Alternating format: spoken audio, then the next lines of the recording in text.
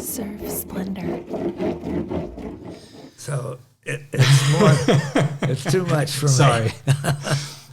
Where we're going to start our conversation, though, is since you and I spoke last, that happened. There's a documentary film made about you. That's right. Well, that didn't come till way later. So when we talked last, you said it was more in the 70s?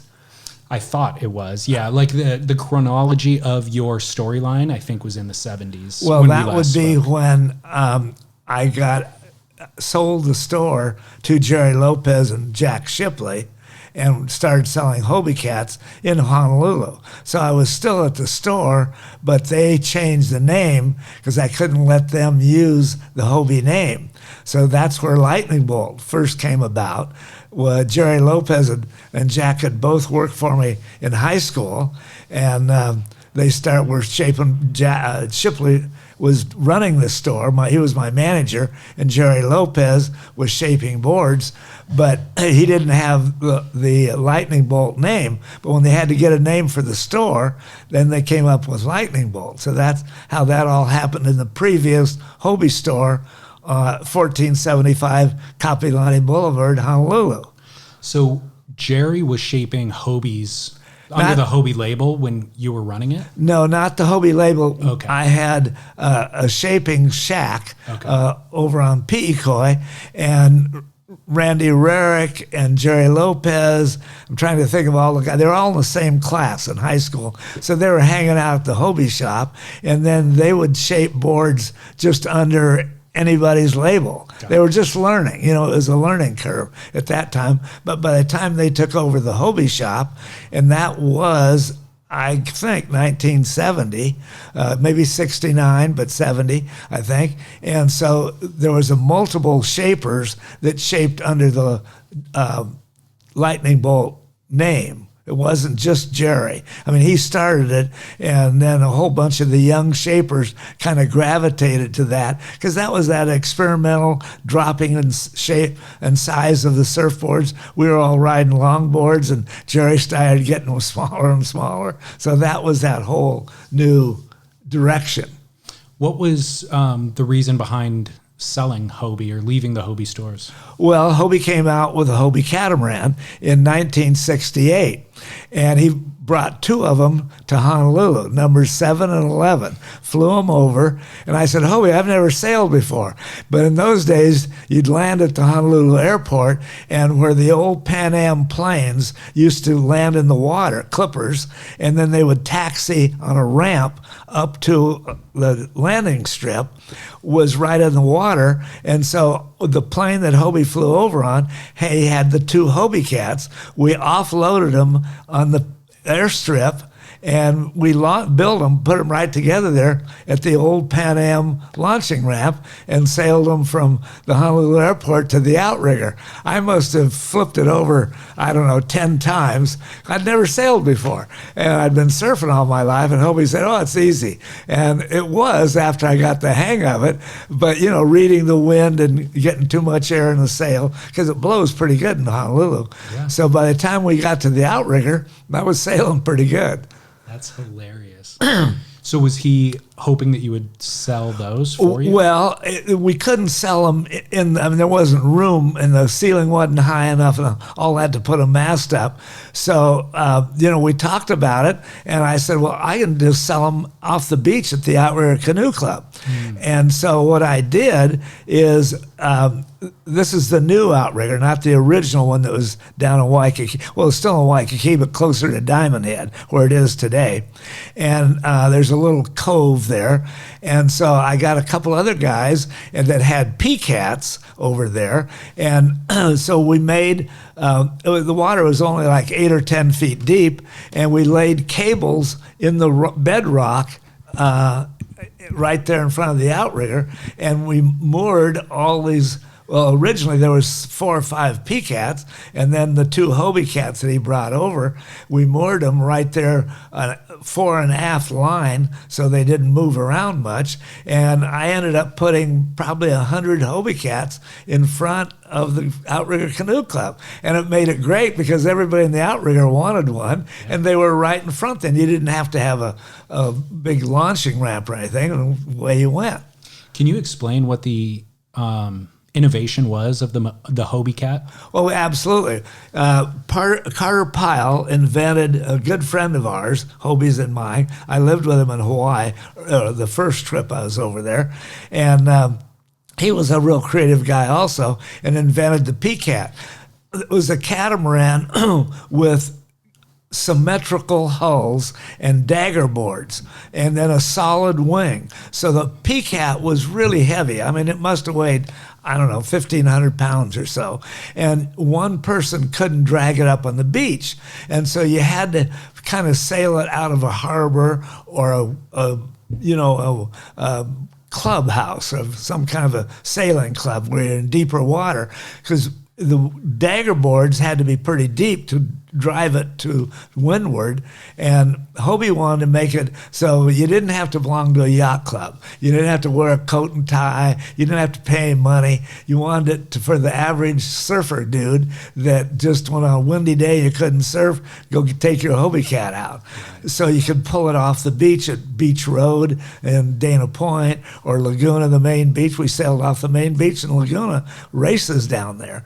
So his boat was asymmetrical, which means the hull wasn't a rounded symmetrical. It had one sharp edge to it and then rounded on the other side. So as a result, you didn't need a dagger board, because when you sailed up on the sand, if you hit the beach or shallow water with a dagger board, you'd break the boat in half. So he wanted to get rid of the dagger board and make it light enough that you could pull it up on the beach. So instead of a solid wing made out of fiberglass and resin and all the weight, he put the trampoline on it. And because the hulls were asymmetrical, but you really couldn't point as high into the wind without the dagger board, so Hobie made the rudder blades really deep, which acted as a dagger board, only they were kicked up, so when you hit the beach, because they were at the end of the boat, right, it would hit the beach and flop up. You couldn't do that with a dagger board. Right. So it was totally revolutionary. He's fascinating. What an innovative guy. Oh, well, he was, in my judgment, a Thomas Edison. Really? I mean, Hobie invented things that people don't even know he invented. You know, I followed him around like a little dog picking up the pieces, because Hobie didn't want to merchandise them. You know, he just wanted to make them. And he didn't care about selling them. So, you know, the Hobie glasses that he invented, he was always wearing polarized dark glass lenses, which scratched so easy that eventually you couldn't see out of them. There's so many scratches on it. So he invented a way to laminate a polarized lens between 2 glass lenses. So they were laminated in there. You had the effect of the polarization, but they were protected by the ground glass lens. So that was a whole innovation. He invented the Hobie Hawk, which is a radio-controlled glider that broke the world speed record for radio-controlled gliders. And we sold the heck out of those, but all these things got so big that we were always afraid of going broke. I mean, we didn't make any money especially, but whenever it got we had a magic number. If it got to about 50,000 in sales, we figured then you needed more capital and you had to start growing. But then we decided to sell those things. So the Hobie Hawk we sold to a big model company in Kentucky, and then the Hobie glasses, we made those for a while, but eventually sold that to a dark glass company as well. Did he have a patent on it? Well, I mean, wouldn't you just sell the patent? That would be... Well, there was all kinds of restrictions on that. I don't know all the legality of it. Certainly we had a lawyer that did that, but it wasn't possible to really lock it in. And Hobie would get frustrated he would invent something that was about 90% done, but not quite there, and then he'd get bored with it and he wanted to do something else. So he bounced around, but I mean he was the driving force and the creative ingenuity of the whole thing. Yeah, no doubt. Of course. So the Hobie Cat though seems to be a wild success. Terribly wild. It was the first one was a 14-foot, didn't have a jib, and it sold for $900. Wow. So you could buy a Hobie Cat less than you could buy a surfboard today. Now, not at the time, that wasn't true, but it was pretty darn cheap. And like I say, you didn't have to belong to a yacht club. You didn't have to get a trailer. If you lived on a beach or you knew somebody that lived close to the beach, you could just pull it up on the sand and go sail it whenever you want. So there wasn't all the other expenses that surfers, by and large, didn't like the culture of the yacht club and having to wear a tie and a coat and, pay monthly dues and all that kind of stuff. So the closing of the store was the idea that the Hobie Cat's going to be a bigger, better business, so let's abandon the surfboard? Well, it was better for me as it got me out of the store and in the water every day. So I'd just be laying on the beach and give sailing lessons and sell them right off the beach. And I had the whole Pacific as my territory. So I would take the Young Brothers barge. I'd load up 4 or 5 boats. They came one hull to a box. So there's 2 big boxes plus the mast. Put them on the Young Brothers, send them over to Maui or Kauai or the Big Island. And then I'd fly over, put one boat together, and sail it around. So it was great fun. And then I had the whole Pacific Ocean. So I'm selling boats all over Guam and, islands way out toward the Orient. So it just was more fun and change of pace. And then right away, because the 14 did not have a jib and it was harder to tack, Hobie made the 16-foot right after that did have a jib. See, the 14 was so small and light, 2 people, 2 big guys, unless there was good air, really couldn't be on it. It's too much weight. Now, a light guy and a girlfriend, you could sail it okay, but it was hard to tack. So with the 16, they had the jib, and then you could have somebody hanging out on a trapeze, like the girlfriend, so you could really sail it and race it with 2 bigger people. And the 16 became more popular. The 14 was great in Hawaii because you didn't need all that sail because we had a lot of wind there. Now, when we'd sail it around California, it didn't blow as much, so you needed more sail to gather more wind. So there was pros and cons to all this. Sure. But to me, it was just one step. So the Hobie store in Honolulu, in my judgment, it went away temporarily, but I kept McLean Marine Supply, the guy that was the manager there, is a good friend. So he kept selling Hobie surfboards out of there. And Gerry Lopez and Jack Shipley were real close friends. So it was still a surfboard shop. It just wasn't selling Hobies because they couldn't use that name. So it wasn't like Hobie surfboards went away. And not too long after that, not right away, but in 1975, my friends Rob Tebow and Sandy Saxton opened T&S restaurants in Maui, 𝐃𝐚O's, and it was right on the water. And they wanted me to put a Hobie shop there. So then I went over to Maui. I'd been going there a lot anyway, and I had 10 stores, Hobie stores, just on Maui. So the population, the tourism, all grew so much that the support was there. And so then I had a big warehouse just in Maui. So this Hobie surfboards, it was just a temporary kind of down motion, and then it spurted right back up as far as surfboards in Hawaii. Right. So why'd you leave Hawaii? Well, Hobie wanted me to. He would always call on me. In those days, the phone had a big echo, and it was a terrible thing. But Hobie, one day, he called me from Miami, and he said, "You got to come down here tomorrow." He said, "It's just like 𝐿𝐿, big white sandy beaches and a lot of warm water, and you need to put some Hobie stores here."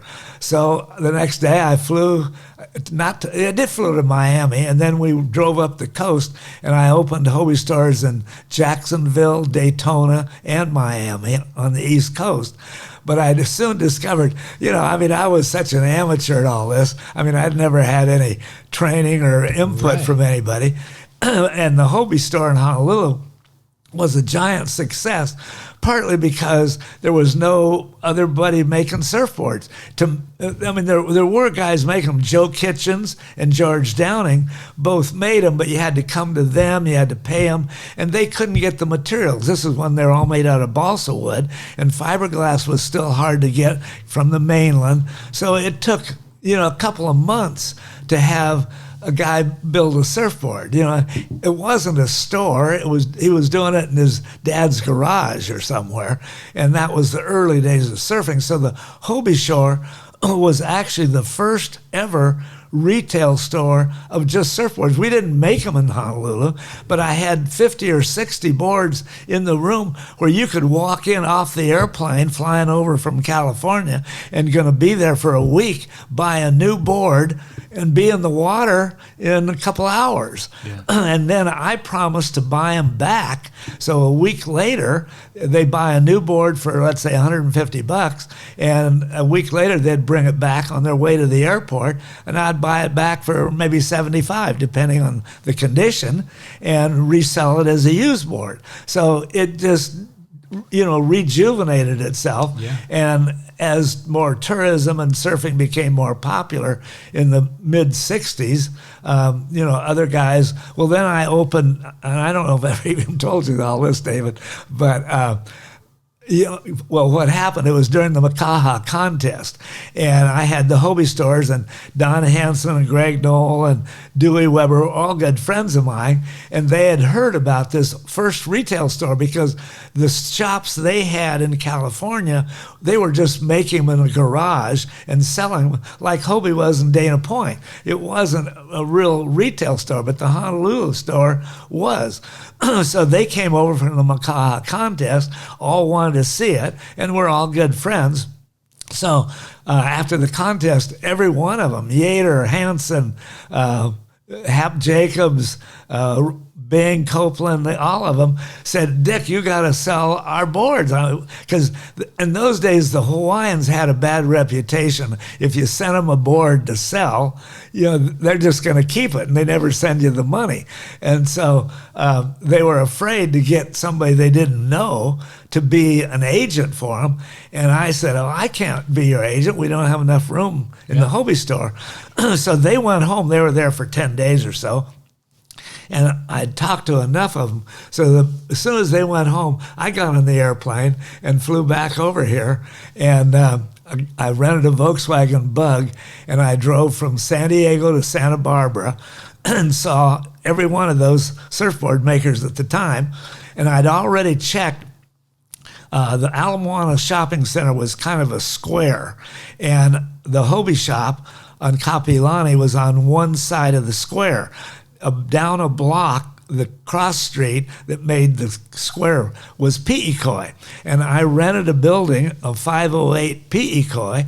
And so I went back to California. I got the distributorships from San Diego to Santa Barbara for all the major guys, Yater, Greg Knoll, Hansen, Dewey, Bing. I can't think of all of them, but I gave each one of them, said, "I'm going to have all of you in one store, and you get a 10-board rack. So you can have 10 boards, and you'll compete against all the other ones, and I will own it and run it." Well, they trusted me, so I had the two stores, the Hobie store and we called it Surfline Hawaii, and that became the competition for me, actually, but I owned both of them. But I didn't let the public know that. And guys would come in and say, well, I want to trade my Dewey Weber in for a new board. And I'd say, well, I'll give you $30. And he'd say, well, I can get 35 at Surfline. I'd say, well, go ahead, be my guest.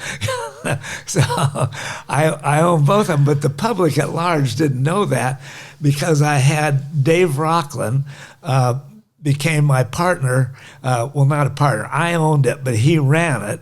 And the minute this all happened at once, so we started Surfline Hawaii, the clothing company, which people know more of as Jams.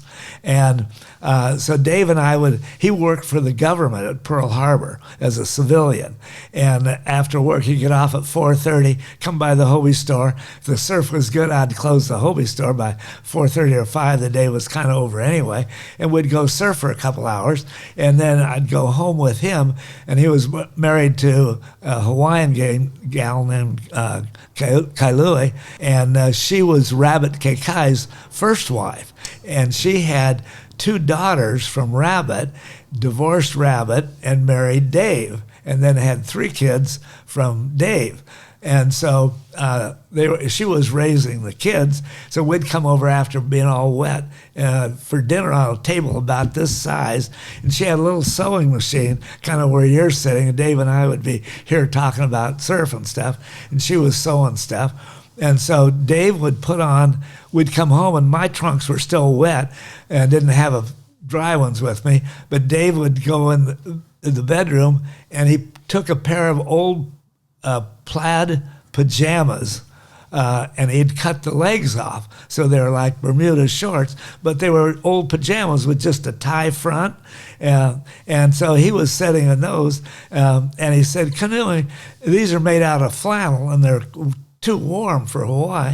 He said, "Tomorrow, 𝐁𝐮𝐫𝐿 was a supplier of cloth in Honolulu." And so Dave said, "Go down to 𝐁𝐿 and buy a couple of yards of an aloha print and knock these shirts off that I have with an aloha print instead of striped flannels." So the next day she made a couple pair, and I put one on when we came home for dinner again. And they were really comfortable. They were loose and just a pair of shorts and dry, but they had a beautiful 𝐼𝐸 print. And I said, "Dave, I can sell these at the Hobie shop. This is for there's any clothes." A surfboard shop had surfboards. It had repair kits, resin, fiberglass, catalyst, and right just before that, guys had started making car racks, the Aloha and the 𝐿𝐿 car racks. One went in the gutter, the other had suction cups, and so we had those. But in the surf shop, that's all you had, and you needed more stuff to sell. If you didn't sell a surfboard that day, I sold Hobie decals for $0.10, and sometimes I'd close out the register and I'd done 20 cents for the day. 2 decals I sold. So I needed more little stuff. So I said, "God, I can sell these for $10. And so Canoe said, "Well, I can make a couple of them." So she made some more. And this was just before the Makaha contest. So Corky Carroll and Munoz and all the guys on the Hobie surf team came over, and they were all, in those days we were wearing torn off Levi's. I mean, there were no trunk makers. And Hang Ten, Duke Boyd, had started making corduroy shorts. That was his first product. No, he made trunks. He did make trunks first. He knocked off knee trunks and made a Hang Ten trunk out of those. Excuse me. So Dave and he wanted to quit the government. He had to wear a coat and tie to work, and I couldn't support him at the Hobie shop. Selling decals for 10 cents wouldn't supply both of us. So anyway, he wanted to quit. So I said, "Well, I'll go borrow some money. We'll open the store on 𝐵𝐸𝐵𝐿. We'll call it Surfline. It will have all the other mainland surfboards, and we'll sell these jams at both of them." So that's what started Surfline. So Surfline and Hang Ten were the first 2 clothing companies in the surf industry. Amazing. And where was Duke doing Hang Ten? Was that in Well, Hawaii as no, well? Duke, what had happened with those 𝐿 trunks I told you in that other series that 𝐿 brought on the boat. So to be on the mainland with a pair of 𝐿 trunks, right away everybody would recognize them because the way the flap would hang, you wouldn't button it. And that meant you'd been to Hawaii. Right. So that was a big thing that, well, I've been to Hawaii and surfed over there and so forth. So Duke took one of those pair of 𝐿 trunks and took it to Long Beach, a dressmaker named Doris Moore, and he had Doris knock off the 𝐿 trunk, and that became the Hang Ten trunk. Got it. So these all evolved over that period of time. This was in, I don't remember, 63 or 4, maybe 5 at the very latest. I can't remember what year. So how did the surf trunk business go? Well, the Hang Ten started selling because there were no surfers when this was kind of beginning to speak of. And so by 64 and 5, the boards now are made out of balsawood. They went from 100 pounds to 30 pounds, and young guys are surfing, girls are surfing. So this is where the huge growth in the industry, and I think Hobie's biggest year was 8,000 boards in 66, I think. The energy and the momentum was there. So all of a sudden, torn off Levi's weren't cool anymore, and you could have a pair of really be cool, you had 𝐿, but that was hard to come by. So here on the mainland, you could have Hang Ten, and then you could have jams, and the jams were longer, flashier, with the 𝐼𝐢𝐫𝐬𝐭 prints, and a lot of guys, and they were looser, where the others were actual trunks. Yeah. But the Hang Ten, the Surfline were loosey-goosey, and guys would put them on afterwards. They'd have 2 or 3 pair because you'd surf in one pair and put a dry pair on when you came ashore. It was just cool because all of a sudden you had 𝐼𝐢𝐫𝐬𝐭 prints kind of recognizing Hawaii's culture and tradition. So that kind of meant you'd been in Hawaii too. Right. So these were all kind of talking points for the cool guys to have the right stuff. So what did that do for your business? Well, it went off the chart on the Surfline. So Dave quit working for the government at Pearl Harbor right away, and he ran the Surfline store, and I competed at the Hobie store. We both sold jams, but that was okay.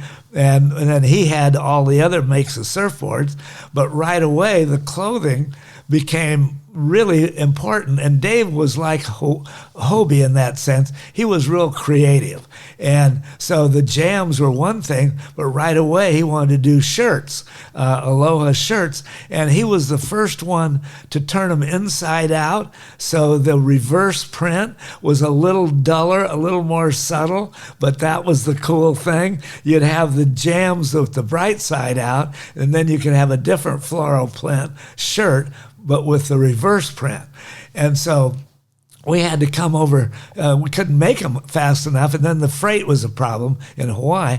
So we came to California and got makers here to start making both the trunks and the shirts. And so we got on the Johnny Carson show. Really? Yeah, well, that was really neat. What happened, we started making bikinis too. And the demand, what happens in this demand, we were basically kids. We hadn't done all this before. Yeah. So orders are coming in. Same thing happened with skateboards. So when you couldn't get any skateboards, you would get an order from Montgomery Ward for 500, and from Sears and Roebuck for another 500. But once production started to happen, then those guys canceled some of their orders because they put 500 out to whoever was making skateboards or clothes, and then they'd cancel after they got their first delivery. We didn't comprehend all this. And so we had bank loans and started we made bikini tops in Tijuana, and the bottoms were made in LA. And somehow I was running all the Hobie stuff. Dave was running the clothing. And by then we had hired a guy to run the shop, the Surfline surfboard shop. Fred, what was Fred's last name? anyway, Fred came over and took over the surfboards so Dave could spend all his time with the clothes. But he got out of whack with the tops and the bottoms somehow. And so we had, I don't know, hundreds of too many bikini tops, and this was where they're doing mix and matching. So it was cool not to have the same bottom or the same top.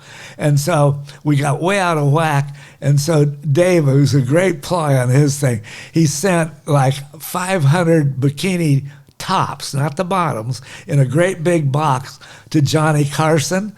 And so in the opening scene of one of the Johnny Carson shows, he was in the box and came out of the box with bras all over his head, like he's kissing all the bras and they're hanging on his shoulders. He came out of the box and it promoted, our stuff like crazy. And Life magazine called me in Hawaii at the 𝐒𝐿𝐵𝐿 Canoe Club, and I'm making Hobie Cats now. And they called and said, "This is Life magazine.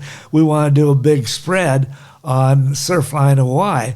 And so I said, "Oh, great, well, come on over anytime." And they said, "We want to go to your factory." I said, "Well, we can't go to our factory. It's so busy, I don't want to take you down there." I said, "But we'll meet you at the Outrigger." We had no factory. We didn't have a clue. We had guys, Chinese guys in Honolulu and whoever's sewing all over the place. And so we got so out of whack with the too many tops and not enough bottoms. So Johnny Carson just enhanced our whole marketing thing and didn't cost us a dime. Could you capitalize on it though? Well, by then we got our arms kind of around the thing. Okay. And, we had to slow down the tops and get them, they didn't have computers then. Right. This is, you're just doing it in your head and writing down what you'd order, but the tops were made faster than the bottoms. And so it just got out of whack. But we got that in order because we started selling just the tops only. And basically, what happened here in California, I had the Hobie store. So Hobie had called me because I'm doing the Hobie Cats in Honolulu. But he said, see, Hobie, the Dana Point location on the Coast Highway was where he made surfboards. Well, that wasn't big enough. So he moved to Capistrano Beach into a little factory building. And the Hobie, which used to be the factory, was a 2-car garage. It was 20 by 20. He said, "You got to come over and make this just a retail store."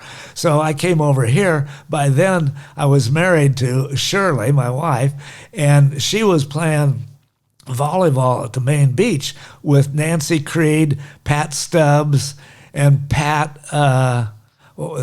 Brady. And there were two girls on each side. And in those days, this is before the Surfline really kind of got going, you bought a bikini a size 8 or 12 or 10 or whatever you were, and maybe the top would be too big or too little, the bottom would be just right. So it was never just right on most gals. And my wife had pretty big boobs, so she would go for a dig on the main beach of Lagoon. All the guys are sitting around waiting for her to come out of her top. And so Pat Brady, who was her partner on 2-man volleyball, she was making her own clothes, and she didn't have any company or anything. She just made little blouses for herself. So one day she got mad at all the guys are hanging around, waiting for my wife to come out of her top. And so she said, "I'm going to make you a new top tonight after we play." So she made some tops that fit Shirley.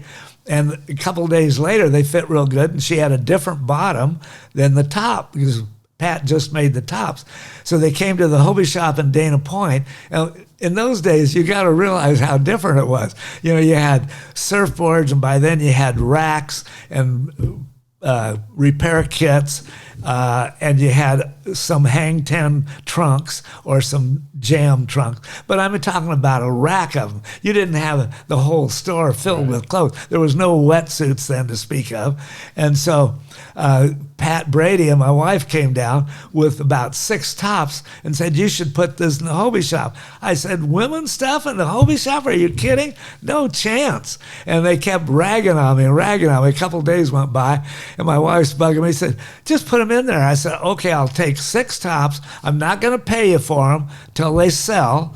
And I said, "They'll never sell." And so unbeknownst to me, the what this set off, you got to realize how it was then. A guy would be going to the Trestle or San Onofre or Salt Creek or wherever he's going from Laguna or Dana Point, always stop in the Hobie shop, get some wax, whatever it was, look around 5 minutes, get the wax, he's down the road. The girl always stayed in the car. And she never came in because she knew there was nothing there for her. So all of a sudden I've got just tops, 5 or 6 of them. I gave them a rack about a foot long, and they were over in the corner. And I don't know, somehow a couple of the girls learned about it, and so now the girls are coming in with the guys. He gets his wax. He's back in the car. She's trying on the tops, and he's saying, "Come on, we got to go surfing." And she's, "No, I got to try this stuff on." And he's sitting in there honking the horn to get her out, and it changed the whole dynamics of retailing because all of a sudden the girls that were going with surfer dudes, they wanted to look the right part, and all of a sudden here's the right stuff where they could get just a top and it would fit, and a different bottom, which was cool because they were not the same design. And maybe you'd have a flower top and a striped bottom or whatever, but that was all what was going on. So all of a sudden, Pat Brady is making just tops. She couldn't make enough. And so her husband, Laguna guy, I'll think of his name. He was way behind me in school. Tom... anyway, he was a real estate guy. He quit selling real estate and formed the company called, and they just made the bikini tops. And he sold it eventually to Quicksilver. What the hell was the name of it? I'll think of it in a minute. I can't remember. It wasn't Roxy. No, before Roxy. Before Roxy, okay. It was a cute name, too. I just slipped me right now. But anyway, so the whole industry, every day it seemed like it was changing because new stuff, new guys, then wetsuits, and everything started happening. And pretty soon, a Hobie shop or a surfboard shop was not just surfboards. It had clothes and shorts and trunks and T-shirts and every Aloha shirts, and you became a way bigger enterprise than it ever was meant to be or thought it would be. Yeah. And so the whole industry changed there in the mid-'60s. I mean, then it really took off, and then OP was born, and these companies are doing millions and millions of dollars. So it just went bananas. And then another story I like to tell was OP was making so many shorts and all kinds of stuff.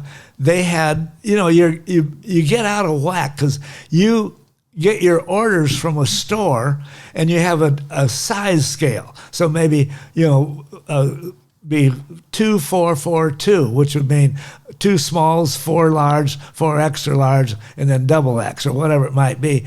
And so the manufacturers take an order of the size scale that the store is ordering, and then they get out of whack too. The colors don't work in with the amount of sizes they had or whatever. So OP had a second store in Oceanside, and it was impacting me. So I went, and OP was owned by Don Hanson, Hobie, and Jim Jenks. And so I went to Jim, was running it. I said, you're impacting the Hobie stores of the first line stuff I'm selling of OP.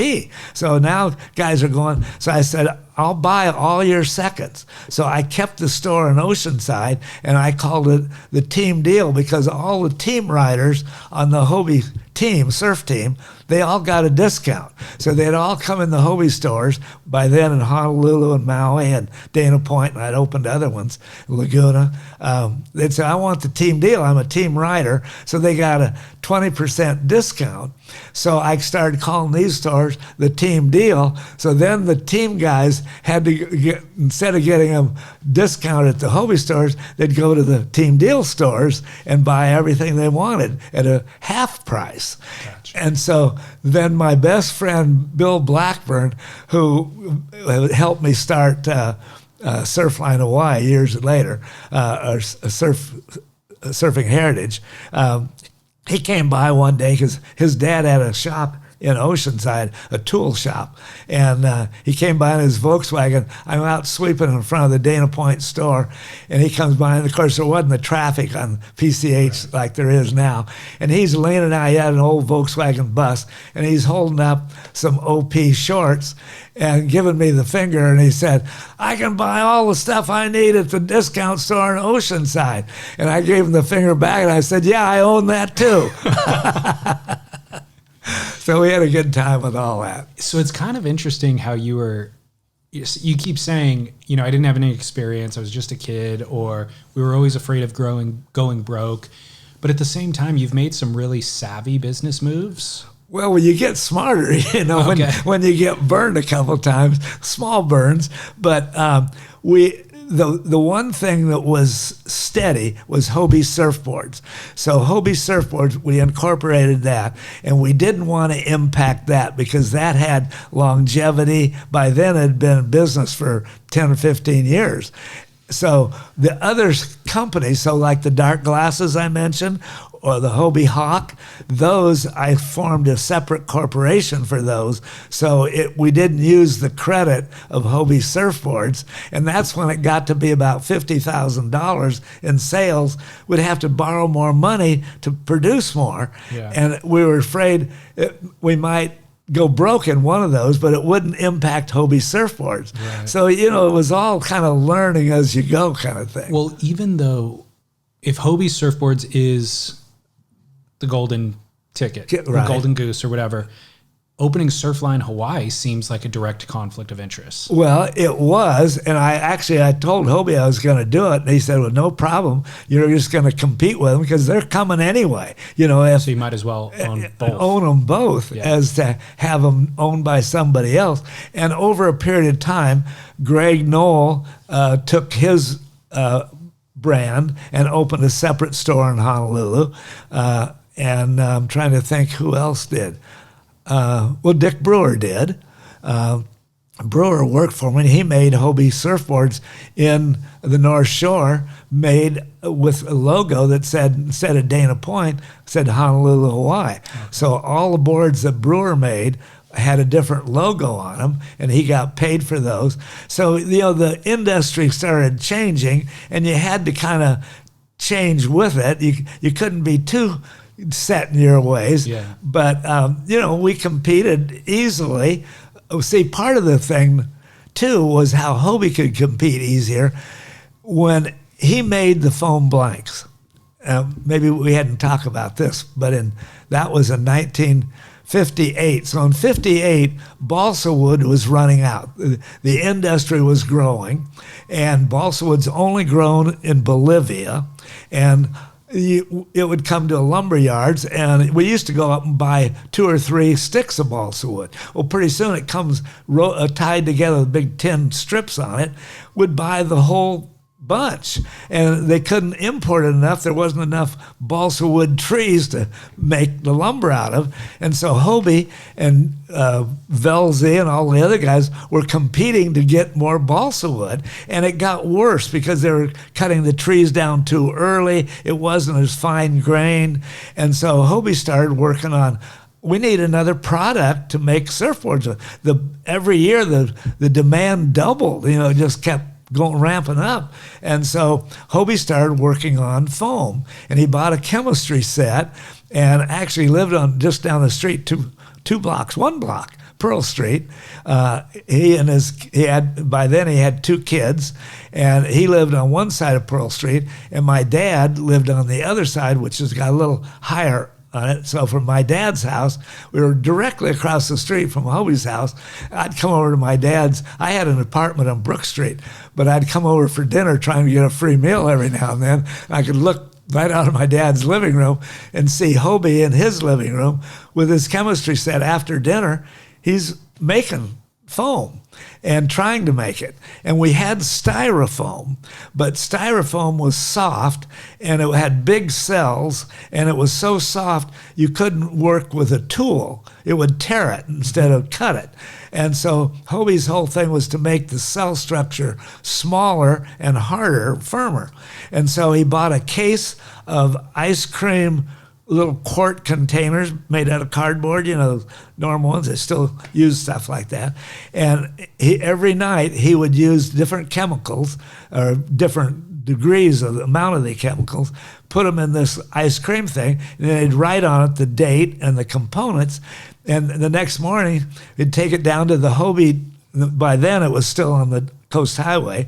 It had a two-car garage with a flat roof. So he got on a ladder, and he'd put these up on the roof to see how the sun was impacting the foam.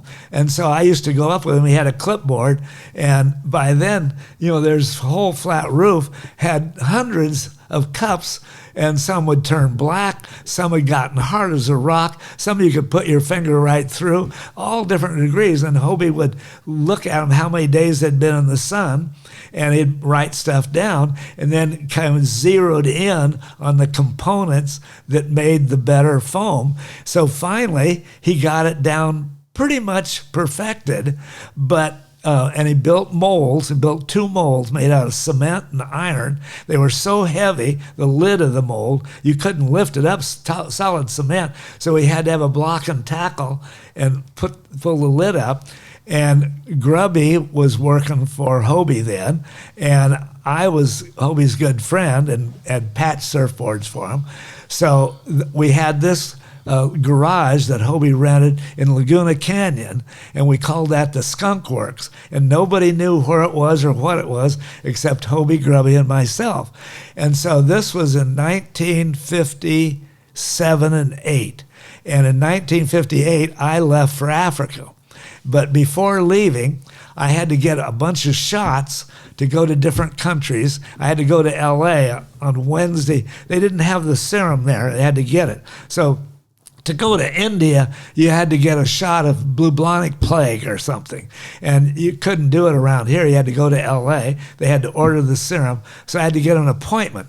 So I didn't want to work at the Hobie shop. I was tending bar at night at the Sandpiper, and I'd drive up on maybe a Wednesday one time, Thursday another time. So I was the first employee at Clark Foam. It wasn't Clark Foam then, it was Hobie Foam, but it was Grubby and I.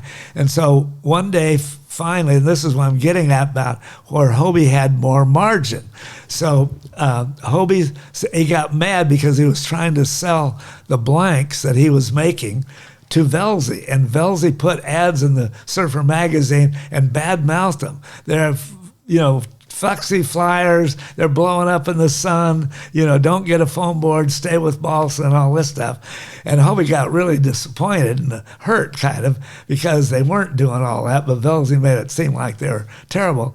So one day he gave the whole thing to Grubby. He said, I'm going to give you the foam factory. The foam company, and it was a separate entity. And he said, you can call it Clark Foam, call it whatever you want, but you're going to have to sell me the blanks in the way of paying for it $1 cheaper a blank than you sell Bing and all the other guys. So Grubby worked on the foam with me as an employee part-time as I'm getting all these shots. And he got the foam better, obviously, and it was Clark Foam, and he sold it to everybody. But Hobie always got it $1 cheaper. But Grubby just raised the price to everybody, so it didn't mean anything. Do you think he honored that deal for the entirety of Hobie's career? I don't know. You have to ask Grubby about that. Yeah, that'd be interesting.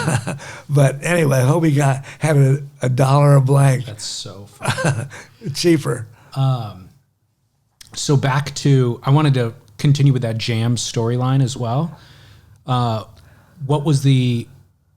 did that story end? Well, what happened is that Hobie called me to go to Miami and wanted me to open more stores. See, Hobie didn't own any of those stores. I owned them all. Okay. And so it wasn't like a partnership or anything.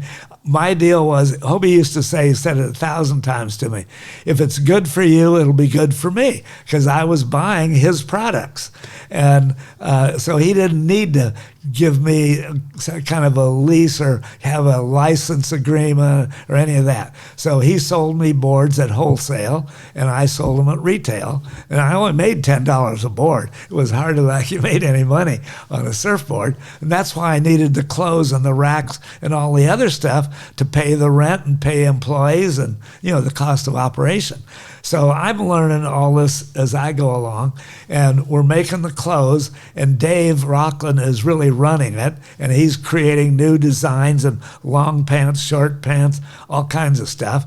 And we went to clothing shows, and it's in Life magazine, and it just went off the chart. But Dave and I he's like Hobie, like creative, I said earlier. And so one day we're going in Honolulu. We're going to fly over to, what's the name of that city? It's in L.A., but it's a big, huge hotel. And we were going to have a clothing show of all the Jam's items there with Bullocks and all the department stores. And so I fly over on the night flight, 11 o'clock out of Honolulu, get here at 5 in the morning. It's the cheapest flight. Rockland flies first class and rents the suite on the top floor of the hotel.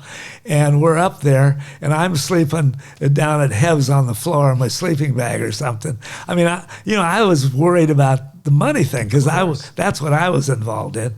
And, I had borrowed $50,000 against the Hobie store to start Surfline. Rockland had no money. I didn't have any money either, but I was able to get a loan for $50,000, which is a lot. Back then, I mean, huge. Yeah. Well, Tom, the manager, was a good friend of mine at the Outrigger and a surfer, and he was right. It was almost next door to the Hobie shop. He saw how much business we were doing, so he stuck his neck out to lend me against the Hobie store $50,000, and that's where I owned Surfline. But when Rockland, and then we got to the deal, and the Bullocks and the big buyers from all these department stores were there, and Rockland gets on the phone and phones the restaurant down below, and he said, I want a big order of caviar and ice cream, and sent up. And they come up with caviar in these big bowls. I don't know how much it cost, but at the time, it seemed to me ridiculous and a lot of money. So Rockland, he always used to say, you got to spend money to make money. Well, that wasn't my philosophy. And Dave and I were really good friends and were all the rest of the time. So I got so busy with the Hobie and the clothes and all the stuff we were doing that I decided it was better for me to sell the Surfline Hawaii and not try and be over, because Dave was creating it. I wasn't creating it. I was back behind the scenes trying to watch the money, and I didn't want to argue with him all the time. He should have owned it, but he didn't have any money. So Jimmy Pfluger, I don't know if you know that name or not, but he was a wealthy guy in Honolulu. His dad was a car distributor for Chevrolet and Ford. He had all the cars in Honolulu. So Pfluger was a neat guy, and he had dough. So I went to Jimmy, and he was real good friends with Dave Rockland. I said, Jimmy, why don't you buy half of this company?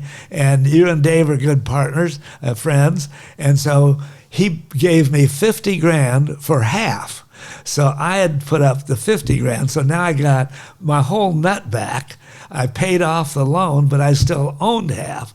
So I sold about 6-8 months, maybe a year later, the other half to Dave. By then, he got credit going. He could borrow some money, and he bought the other half. So Pfluger and he were 50-50 partners. I made $50,000. I was out of it, and that was fine with me. Gotcha. So that's how that ended. Now, to this day, his son, Pua Rockland, still runs and owns Surfline. Okay. That's what I was going to ask, is how did it all work out for him? Because the way that you're describing his personality, you got to make money you got to spend money to make money. That works for some people. But it's also not a foolproof plan, and there's a lot of people who can drive it into the ground. Well, that's what happened. And Rockland flew to Japan, and he'd stay in the best hotels.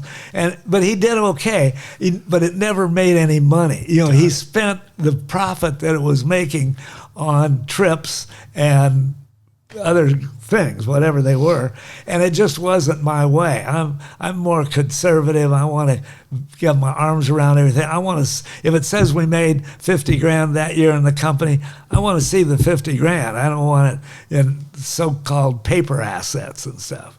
So what did you do with that payday? Well, then I came back here, and by then it was obvious that the stores were doing much better because we had so much more stuff to sell. Yeah. And so I opened stores, in Santa Cruz, Santa Monica, Corona del Mar, Laguna, San Diego. Had the one in Dana Point. I took that over from Hobie. And then in Hawaii, I went back to Hawaii. I had 12 stores just on Maui.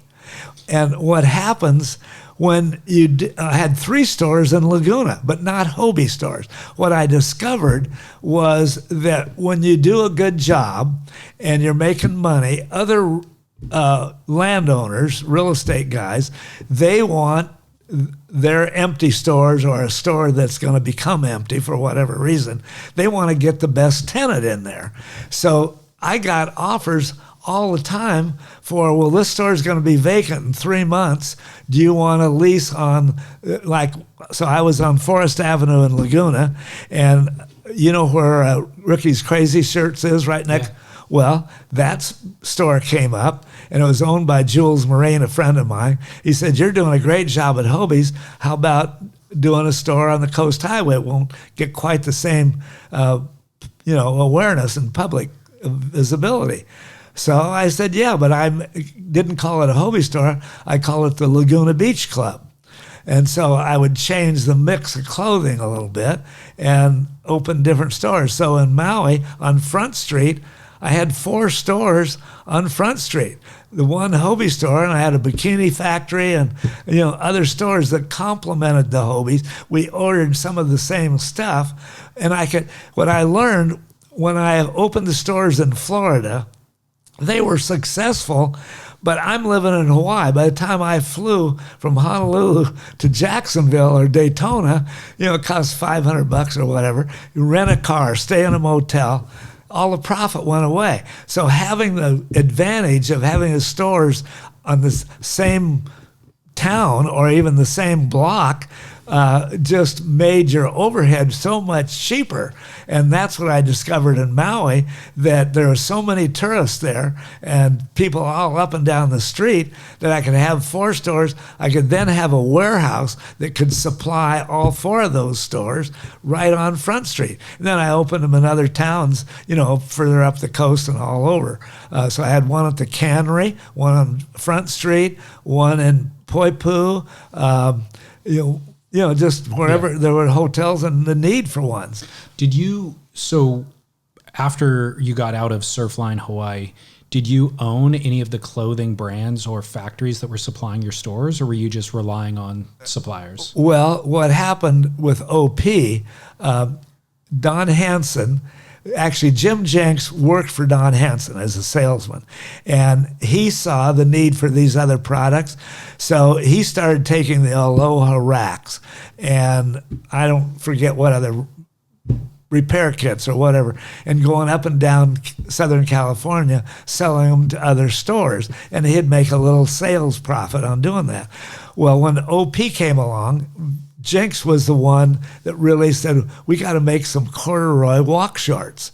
And Hansen financed him like I did Rockland in the early years. Well, clothing, you've got to buy 100,000 yards of stuff way ahead, pay cash for it. So you got a lot of cash involved way before you get any money coming back in. So Hansen got Jim Jenks started in OP real early, real small. But once it started growing, he couldn't give it enough capital to grow. So he got an insurance guy, can't remember his name, in San Diego, and he offered Hobie to buy 20-30% of it. Well, Hobie was kind of frightened about it too, but I'd already had the clothing experience, so I got Hobie to put up the money on the OP thing, and then I got kind of involved with OP. That's how I ended up buying all the seconds from them directly. So I had 4 team deal stores, not on the coast. I put them in Anaheim and Tustin. Oh, wow. Okay. I wanted them inland, so we're selling OP products, but they were seconds, or they were off color, or there was something missing on them. But I didn't want to wreck the marketing and the merchandising on the beach stores and the Hobie stores. So those were team deal stores, another chain that I started by taking all those seconds. And I had to buy them all. So Jenks would call me up, and the bigger he got, the more stuff I had to buy. And so the more stores I had to add. So it's kind of like Costco takes over a line of clothes because the guy, they can buy them all. Yeah. But it seems like such a complicated mathematical equation that you're running. I mean, from a finances side, Yeah, and it was. also like the inventory alone, when you have that many different stores managing that much different inventory, that's And no complex. computers. That's crazy. Surf Splendor.